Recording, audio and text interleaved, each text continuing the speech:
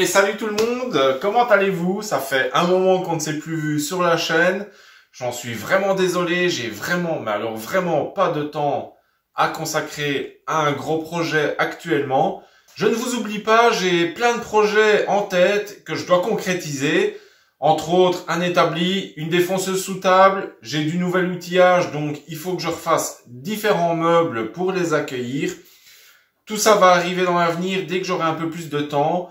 Des tests, etc. vont arriver aussi. J'ai commandé des fraises pour faire des assemblages à denture, etc. Je vais vous tester tout ça en vidéo. Ne vous tracassez pas. Il y a juste que pour l'instant, je suis full. Donc, je n'oublie pas la chaîne. Je suis toujours présent. Je vous fais une petite vidéo aujourd'hui, entre guillemets, à l'arrache. Parce que j'en ai un peu marre d'avoir ces outils dans des boîtes en carton. Et là où je travaille, on vient de commander des nouvelles visseuses et j'ai récupéré les boîtes. Je vais couper un peu les renforts qui sont dedans. Je vais vous montrer ça. J'en ai déjà fait une. Vous voyez, il faut juste couper les renforts qui sont ici et ça servira de boîte de transport pour la disqueuse et le multitool de chez Skil. C'est trompeur, mais ça ne sera pas du DeWalt. On va faire ça ensemble, hein, on va un peu blablater en même temps et voilà quoi. Alors comme je vous ai dit, j'en ai déjà fait un. Bon après, ça peut être amélioré, on peut mettre des mousses, découper la forme de l'outil, etc. Personnellement, je m'en fous. C'est juste question facilité pour pas devoir tout le temps déballer ces boîtes en carton. C'est un peu pénible. Donc on va faire ça.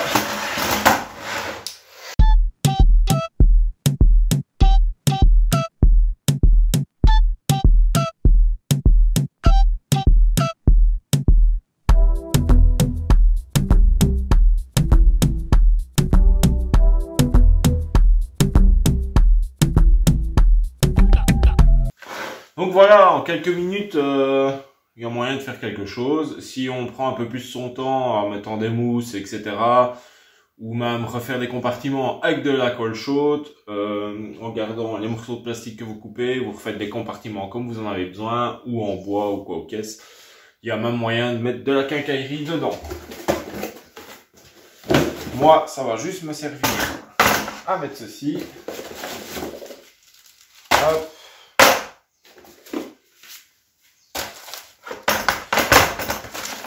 Et voilà. Et au moins, mes outils auront enfin une boîte de rangement. Et les cartons, je peux les évacuer. Hop. Ce sera quand même plus simple le jour où je dois partir sur chantier avec.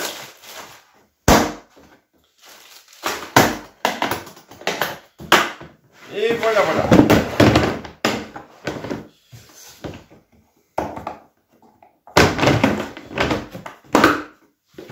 C'est magique.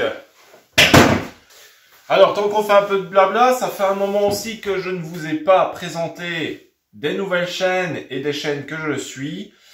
C'est l'occasion, hein. Je vais vous en présenter 4 aujourd'hui.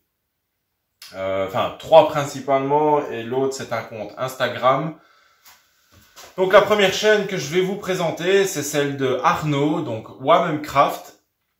Je vous mettrai le logo ici et les liens dans la description de toutes les chaînes que je vous présente. Alors Arnaud, je sais que c'est un de mes plus fidèles abonnés, il me suit depuis mes débuts et récemment il a ouvert, il a créé sa chaîne YouTube où il travaille beaucoup de boîtes palettes, de boîtes de récupération, où il fait des choses vraiment sympas comme des bougeoirs et autres. Allez jeter un œil à sa chaîne, ça lui fera franchement plaisir et vous verrez que c'est un gars super sympa. La deuxième chaîne, c'est Zourit Woodshop. Il a de l'or dans les mains, il fait des choses magnifiques. Franchement, ça vaut vraiment le détour, ça vaut le coup d'œil. Allez jeter un œil, pareil, ça lui fera grandement plaisir. La troisième chaîne, c'est Alex de Solu Mesure. De ce que je peux voir sur Instagram, il fait pas mal de choses à la CNC et qui donne vraiment pas mal. Allez jeter un œil à sa chaîne, à son compte Instagram. C'est vraiment des personnes qui valent la peine d'être découvertes. Et le dernier, c'est donc pas une chaîne YouTube, c'est un compte Instagram. C'est aussi un de mes plus anciens abonnés. Je crois qu'il me suit aussi depuis mes débuts. Donc c'est l'Atelier de Modo, c'est un ébéniste créateur. Et franchement, pareil, allez jeter un œil à son compte Insta, ça lui fera plaisir, ça lui fera de la pub également. N'hésitez pas à commander si vous souhaitez avoir certaines de ses créations. Toutes ses coordonnées sont sur son compte Insta. Alors quant à moi, malheureusement pour l'instant, comme je vous l'ai dit, j'ai vraiment très peu de temps libre. Comme vous le savez, ou peut-être que vous ne le savez pas, et dans ce cas, je vais le rappeler, je développe un peu, donc je suis en plein recyclage professionnel dans le domaine de la menuiserie. En parallèle, j'essaye de développer aussi ma propre activité de création, que ce soit des objets décoratifs, des lampes, du mobilier en bois massif, etc. Donc, voilà, je m'investis pour l'instant à fond là-dedans. Ça me prend quand même pas mal de temps, mais comme je vous l'ai dit, je ne vous oublie pas. J'ai en projet qui vont arriver très rapidement parce que j'en peux plus. Changer cet établi qui est, je vais vous montrer. Je vais vous éloigner un peu, hop, comme ça. Donc, j'aimerais bien changer cet établi qui n'est pas du tout adapté à la menuiserie. Et qui plus est, il est bien bancal. Enfin bref, voilà, il est trop étroit. Il convient plus. Voilà, au début, il m'a bien aidé. Là, maintenant, j'arrive à un stade où j'ai besoin d'autre chose. J'aimerais bien aussi réorganiser un peu ce coin-ci. Je ne sais pas encore comment, où je refais des meubles... qui conviennent mieux à mon utilisation actuelle, mais sur roulette, ou alors je fais un coin plan de travail, je sais pas encore. En tout cas, il faut que je fasse un meuble pour la nouvelle venue dans l'atelier, qui est la ponceuse stationnaire de chez Triton. Si vous le souhaitez, je vous ferai un test. Dites-le moi dans les commentaires si ça vous intéresse.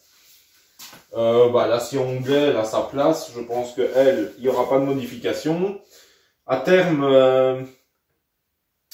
ça va bouger, j'aimerais bien investir dans du matériel plus professionnel. Bon, pour ça, il faut le budget. Donc là, dans l'immédiat, c'est pas d'actualité, mais j'aimerais bien que dans les mois à venir ou d'ici un an, il y ait du matériel plus pro qui rentre dans l'atelier. Ça me facilitera la tâche. Parce que ce genre de machine, quand vous travaillez du bois de palette, c'est top, mais dès que vous passez à un bois plus dense, plus dur, etc., ça devient vraiment galère. Et c'est mon cas actuellement. Tant qu'on est dans ce coin-là, je n'ai pas oublié les autocollants, il y en a encore plein que je n'ai pas. Donc le dernier arrivé, c'est WM Craft, Ludwig Workshop, Solu Mesure et JD Palette.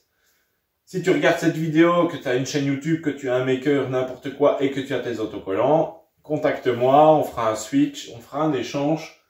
Ça fait toujours plaisir. Alors au niveau des abonnés, on est à plus de 2200 abonnés à l'heure où je vous parle. C'est franchement génial. Continuez à partager, à vous abonner si ce n'est déjà fait. Je vais tâcher d'organiser un concours pour les 2500 ou les 3000 abonnés. Tout dépendra de mes partenaires, ce qu'ils sont prêts à faire. J'aimerais, en tout cas, si c'est pour les 3000 abonnés, j'aimerais bien que ça soit un lot assez conséquent pour vraiment vous remercier de me suivre et de m'encourager dans cette aventure, en tout cas. Donc voilà, c'était un peu de blabla. Patientez un petit peu, il y a des chouettes projets qui vont arriver. Et en plus de ce que je vous ai dit, j'en ai encore plein d'autres en tête. Il faut juste que je prenne le temps de les filmer et de les réaliser. Allez, sur ce...